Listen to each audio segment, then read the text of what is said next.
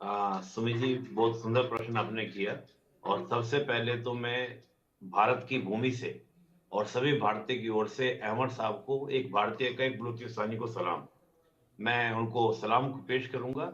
और देखिए, वाकई में सुमित जी, यहीं से एक तस्वीर आपको सामने दिख जाती होगी कि क्या भारत में कभी भी आपको देखने को मिलेगा कि कोई भी भारतीय अपनी सरकार का इस प्रकार क्रिटिसिज्म करे। ये क्रिटिसिज्म कर कौन रहा है? व्यक्ति, वो व्यक्ति कर पा रहा है जिसके साथ जुल्म हो रहा है, इम्तहान हो रही है, और वो उस जुल्म को लेकर करहा रहा है, उसकी आवाज निकल रही है। आप समझ सकते हैं कि कितना परेशान किया गया होगा। नहीं तो कोई व्यक्ति अपने देश के अगेंस्ट अगर बोलता है तो वो देश है नहीं उसका। क्योंकि अभी जो अहमद साहब ने कहा, बिल्कुल सही बात की। 11 अगस्त 1947 को बलूचिस्तान ने अपनी आजादी की घोषणा कर दी थी। लेकिन उसके बाद जबरदस्ती के साथ में बलूचिस्तान को अपने से मिलाया गया, और अब लगातार वहां बगावत देखते हैं। केवल बलूचिस्तान नहीं, जो पूर्वी पाकिस्तान, जिसको आज बांग्लादेश के नाम से जाना जाता है, वो भी तो ऐसे ही अलग हुआ था। और आप जानते हैं, खैबर पख्तूनख्वा में भी जो स्थिति है वो भी ऐसी है। ये तो केवल केवल पंजाबी, जो आप देखेंगे, पंजाब तक सीमित मैटर रहा है हमेशा, कि हम पंजाबी क्या रहेंगे, पावर में रहेंगे। सिंधियों को भी हम देखें तो 70-80 के बाद में इन्होंने सिंधियों को पार्टिसिपेशन देना शुरू किया।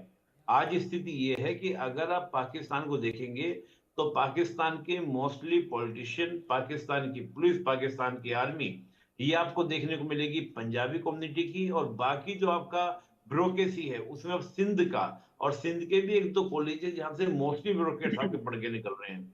तो जो देश इस प्रकार से अपनी जनता के प्रति इस प्रकार का अगर करेगा, इस प्रकार की यूनिवर्सिटीज करेगा, अत्याचार करेगा, तो उसका भविष्य नहीं है। पहले तो बात ये। और कश्मीर का तो कोई मसला ही नहीं है भाई। कश्मीर का मसला क्या था? कश्मीर का मसला इन्होंने कहा कि हम जो है, कश्मीर इसलिए मिलना चाहिए क्योंकि कश्मीर में मुस्लिम आबादी है, इस कारण मिलना चाहिए। लेकिन जब इन्होंने जूनागढ़ की डिमांड की, कि जूनागढ़ की जो जनता थी वो क्या थी, आपकी हिंदू आबादी थी 90%, और माबद खान ने उसको साइन कर दिया था, तो वही मामला पलट गया था। तो अपने अकॉर्डिंग वो गेम के रूल नहीं बदल सकता पाकिस्तान। और फिर जब पाकिस्तान के, यानी कि जम्मू कश्मीर की हम बात करते हैं, जम्मू कश्मीर जब संविधान बना, और संविधान का आर्टिकल 3 ने लिखा संविधान सभा ने कि we are the internal part of India, तब कश्मीर का मामला खत्म हो गया। और अब तो 370 खत्म हो गए, वैसा ही हो गया कश्मीर जैसे यूपी बिहार, यानी कि हमारे जो तो यूपी बिहार या यूटीज हमारे, जिस तरह से आपका चंडीगढ़ है, और नहीं, दिल्ली अब है, तो बात अब पुडुचेरी पीओके की है। बिल्कुल। तो उसका तो मसला उठाने की कोई बात ही नहीं है। हाँ। अगर पाकिस्तान ये बात आज उठाता है तो उसका मतलब चंडीगढ़ की बात उठा रहा है, इसका मतलब दिल्ली की बात उठा रहा है।